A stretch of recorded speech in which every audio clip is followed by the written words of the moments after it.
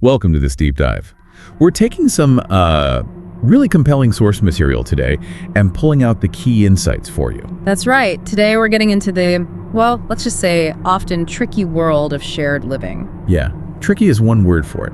We're looking at 5 first-hand accounts of roommate situations that went badly wrong, sometimes frighteningly so. These all come from the YouTube channel Nighttime Spooks. And our goal really is to unpack how these things happen. Why do roommate situations go south? Exactly. It's a shortcut to understanding some pretty complex dynamics. And roommate experiences are so common, aren't they? Most people have a story, good, bad, or just plain weird. Oh, definitely. These stories, though, they lean towards the darker end. They really show the vulnerabilities, the unexpected stuff that can pop up when you share your space. We'll look at what they reveal about, well, human behavior, boundaries, and just feeling safe at home. Right. So whether you've had roommate nightmares yourself, maybe you're living with someone now, or you're just interested in how people interact, there's something here for you. We've got 5 quite different scenarios lined up. Yeah, there's the coworker whose ambition spilled over into the apartment, kind of competitive creepiness. Then the really quiet roommate, but with some bizarre nighttime behavior, super unsettling. And one where the roommate actually sets up a robbery. Unbelievable. We also have one who just vanishes and then reappears months later like nothing happened. So strange. Yeah. And the last one, a roommate who deliberately tries to create this creepy atmosphere just to drive the other person out. It's quite a range, from annoying to genuinely scary. Let's jump into the first one, the competitive coworker. Okay, so this narrator, they moved to a new city for a job they really wanted. Good start. Yeah, and the company helped set them up with housing, rooming with another new hire, a guy named Derek. Okay, first impressions. The narrator thought Derek seemed a bit greedy, selfish maybe. They work at the same place, live in a 2-bed apartment, shared living space, but don't interact much at home. Right. But there's this early red flag. Derek asks for $5 for gas for a really short drive. Okay. Sets a tone, doesn't it? Kind of transactional. Yeah. And that little detail, asking for $5, it almost foreshadows things. It hints at this self-centeredness. And the fact they work together adds another layer, right? They're not just roommates, they might be competing at work too. Totally. And you wonder how that competition might, bleed into their home life. Well, it seems like it did. Oh, it did. About a month in, things start getting weird. How so? The narrator keeps waking up late, phone didn't charge, or the alarm just didn't go off. Yeah. Happened repeatedly. That's odd. Like really odd for it to happen multiple times. Exactly. Highly unusual for the narrator. So naturally, they start suspecting Derek. It just seems too unlikely to be coincidence. And when they asked him about it... Derek was just dismissive, totally unhelpful, didn't care. Okay, so the trust is already eroding there. That basic consideration you expect, it's just gone. And it gets worse. The narrator finds important work files just dumped on the floor, all messy. Looks intentional. Wow. So potential sabotage now. Yeah. Directly related to work. Seems like it. So the narrator starts trying to protect their stuff. Sleeping with their phone under the pillow, hiding work files. But they weren't allowed to put a lock on their bedroom door. Ah, that's tough. Feeling unsafe and unable to secure your own space. That really highlights a lack of control. Then, a really blatant one. Wakes up, work laptop's unplugged, work clothes deliberately wrinkled, like balled up. Okay, that's undeniably malicious. No way that's an accident. Right. Narrator is furious, confronts Derek again. Wow. Same thing. Denial, dismissiveness. Just doubling down. And then, the absolute worst. The narrator wakes up in the middle of the night. Yeah. And Derek is in their room, standing there. Whoa. No, that's a huge line crossed. Massive. And Derek just pretends he doesn't know what's going on. Feigns ignorance. That's incredibly disturbing. The invasion of privacy, the denial, it's a pattern of escalating malicious acts. You'd think that would have to be the breaking point, right? Yeah. But the resolution comes unexpectedly. Ow. Derek gets fired for harassing a female coworker. So his bad behavior wasn't limited to the narrator. External validation in a way. Exactly. It kind of confirms the narrator's suspicions about his character. But wait, there's more. Oh no. Narrator comes home after Derek's been fired. Finds the apartment trashed. Specifically, their stuff. Their bedroom. Revenge. A final nasty act. Yep.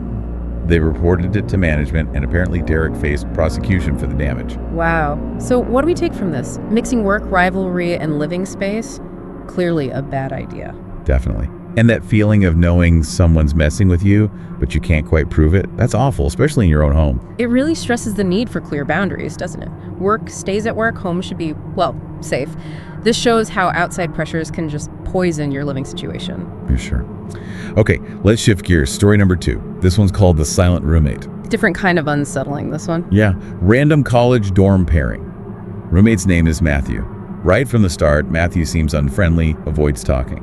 Okay, so awkward but maybe manageable. Their routines are totally separate. Matthew's often gone on weekends. And the narrator actually says, despite the silence, he was clean and quiet. Which for some people might be okay, right? Maybe they prefer quiet over chatty. Peace and quiet can be a plus. True. But then, the first really weird incident. Narrator comes back unexpectedly, finds Matthew hiding under his own bed, just lying there. For ages, apparently. It seemed like he was watching the narrator. Hiding under the bed. Oh. That's bizarre. What did he say? His explanation. Playing a game. Playing a game. What kind of game involves hiding under your bed, watching your roommate? That is not normal. Not at all. It immediately plants this seed of unease. Is it just weird? Yeah. Or is it something creepy or like voyeuristic? You just don't know that ambiguity is unsettling in itself. Unfortunately, it didn't stay ambiguous. It got much, much scarier. Okay, I'm bracing myself. Narrator wakes up, middle of the night, Yeah. pitch dark, Yeah. and Matthew is standing near the bed, holding a hammer. No, absolutely not. Hammer in the dark near the bed. That's terrifying. Beyond terrifying. Matthew's explanation this time, even more unbelievable. He said he was fixing a loose nail somewhere. In the middle of the night with a hammer near your sleeping roommate. And he was just checking to see if he'd woken the narrator up. That explanation is paper thin. It makes no sense. Even if by some miracle it were true, the sheer lack of thought, the potential threat, it completely destroys any sense of safety. Completely. So what does the narrator do? I hope they got out of there. Immediately. Next morning, requests a room change. Didn't confront Matthew again, just moved out as soon as the new room was ready. Smart move. Absolutely the right call. Prioritize safety. When someone's behavior is that alarming and potentially threatening, you remove yourself, period. Yeah. This story really hits home that basic need we all have to feel safe where we live. Silence isn't always golden, you know. Sometimes it hides something really disturbing. Exactly. And it highlights the risks of random pairings, like in dorms. Sometimes it works out, sometimes you get Matthew with a hammer. Let's move to the third story. This one involves a different kind of danger. It's called the setup. Okay.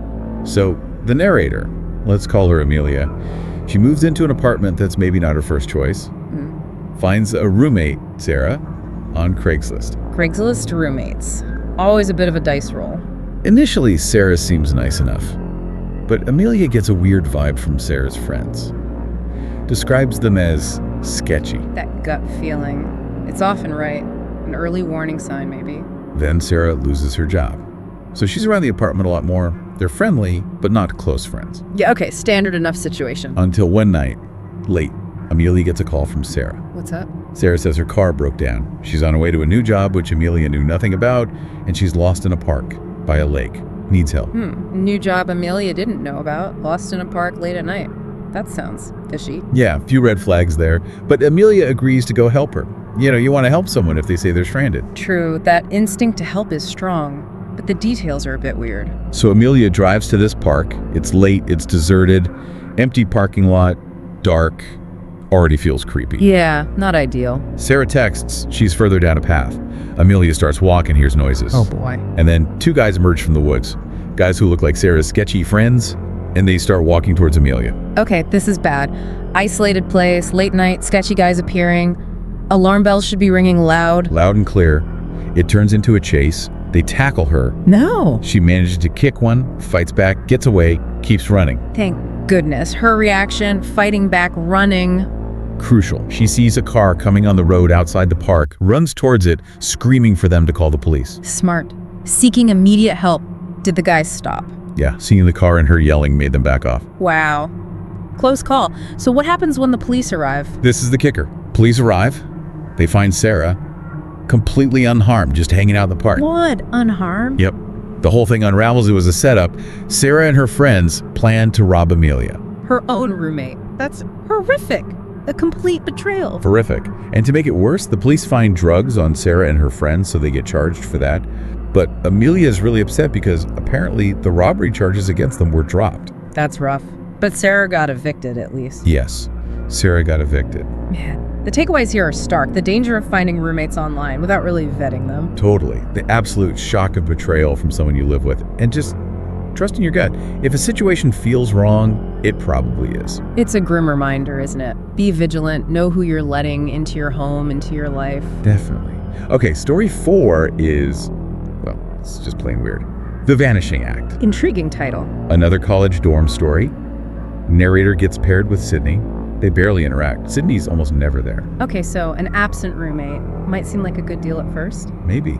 But then Sydney completely disappears. Like, narrator comes back to the dorm, all of Sydney's stuff is gone. No note, no text, nothing. Just vanished. Poof. Oh, poof. So the narrator assumes, logically, that Sydney dropped out or moved somewhere else. Makes sense. And hey, more space. Narrator enjoys having the room to themselves, even gets some extra furniture, adapts to the new situation. Living the single dorm life. For months. Yeah. This goes on for almost the whole academic year. Okay. Then, middle of the night, narrator's asleep. Yeah. Who walks in? Sydney. Just strolls in like she never left. Yeah. And starts questioning why the room looks different, where her stuff should go. Wait, what? After Mux just walks back in? Yep. As if no time had passed. Completely nonchalant. That is bizarre. What was her explanation for being gone for like 6 months? Oh, just staying at her boyfriend's place? Said it like it was the most normal thing in the world? Staying at her boyfriend's for 6 months without telling her roommate or the college. Apparently. Her excuse for not answering the narrator's texts way back when she first disappeared. Equally flimsy, just brushed it off. The audacity and the lack of consideration is just staggering. Totally. So now the narrator is stuck having to rearrange everything, make space again. Understandably, they're frustrated and weirded out. Requested a new room the very next day. I don't blame them. That's just too strange and disrespectful. And here's the final little twist. The narrator found out later that Sydney had failed a bunch of classes and ended up dropping out anyway. Ah, so her academic life was falling apart, likely why she was gone, but she's still expected to just waltz back in. Seems like it. The whole thing is just unsettling. The lack of communication, the expectation that the world revolves around her. It really shows how disruptive, unpredictable, and frankly, inconsiderate roommates can be. Basic communication and respect, they're kind of essential. No kidding. All right, last story. This one dives into some calculated creepiness. Okay, let's hear it. Narrator needs housing kind of late in the game. Ends up moving in with Sam, someone they knew casually from a class project. Not close friends. Right, sometimes you take what you can get when you're in a rush. There's always that uncertainty moving in with someone you don't know well. Exactly. And at first, it's fine, peaceful enough, even if they were buddies. Right. But several months in, strange things start happening. Late at night. Like what? Hearing a door downstairs opening and closing.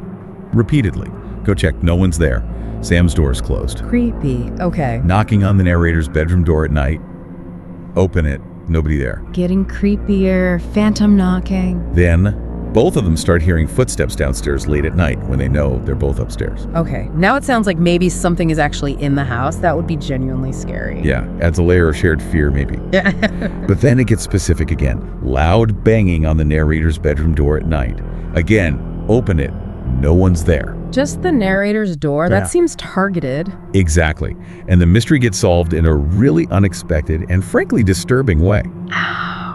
Narrator gets a message on social media from someone who used to be friends with Sam.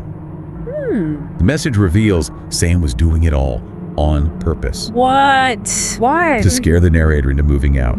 Simply because he didn't like them. He was faking all the creepy stuff, the doors, the knocking, the banging, just to drive them out. That's malicious and incredibly manipulative. Totally. This acquaintance even admitted to helping Sam with it once or twice. Wow, that's messed up. Did the narrator confront Sam? Yeah. Sam denied it first, of course, then tried to play it off like it was just a joke. A joke. Terrifying someone in their own home is not a joke. Not even close. Yeah. After that, they barely interacted for the rest of the time they lived there. But interestingly, the creepy stuff stopped. Well, at least it stopped. But knowing your roommate deliberately tried to psychologically torment you, awful. Awful. The takeaways here are pretty chilling. the lengths people will go to in roommate conflicts, using fear as a tool. It's psychological manipulation, really. And how weird that the truth came out through social media from a former friend. Right. This story shows that roommate problems aren't always just about dirty dishes or noise. Sometimes it's darker. Calculated cruelty. Yeah, it really highlights that potential for deeper, more unsettling motives.